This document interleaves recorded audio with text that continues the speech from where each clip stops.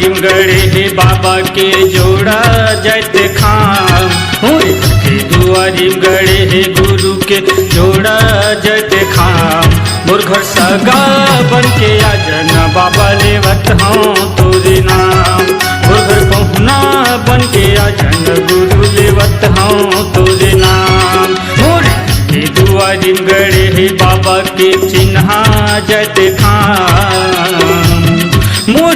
के दुआरिम गड़े बाबा के जोड़ा जैत खाम मोर घर सगा बन के आजन बाबा लेवत हूँ तोरे नाम मोर घर पहुना बन के आजन बाबा लेवत हूँ तोरे नाम।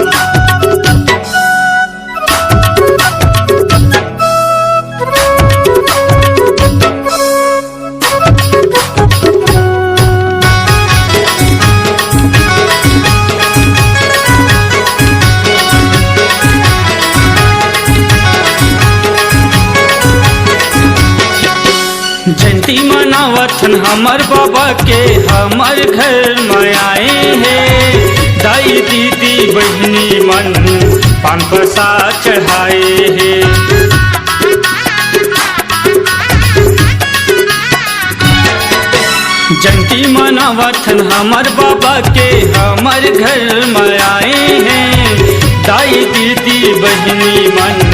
पान प्रसाद चढ़ाए हैं दाई दीदी बहनी मन पान प्रसाद लाए हैं। मोरे दुआरिम गड़े है बाबा के चिन्हा जैत खाम मोरे दुआरिम गड़े है बाबा के जोड़ा जैत खाम मोर घर पहुना बन के आजना बाबा लेवत हूँ तोरे नाम मोर घर सगा बन के आजना बाबा लेवत हूँ तोरे नाम।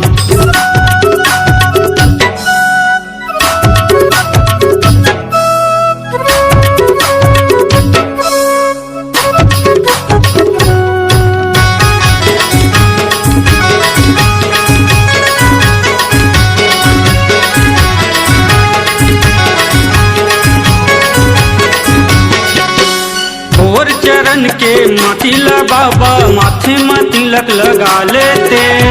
कैसन हम तो रूप बाबा बोलते दिखा देते।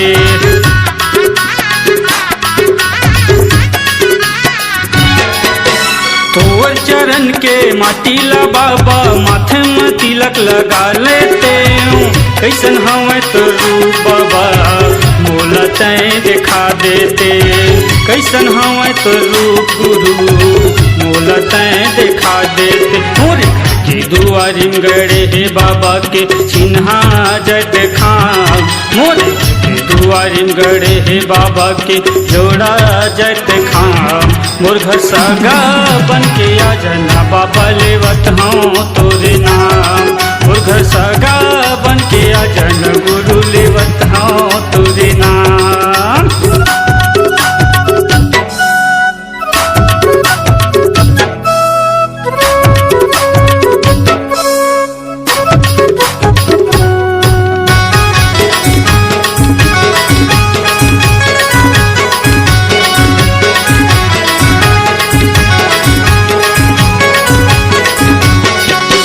बड़ महिमा है तोर ग बाबा जगह जगह में दिखाए है सतल सुमर के तय बाबा हमरी जल बनाए हैं।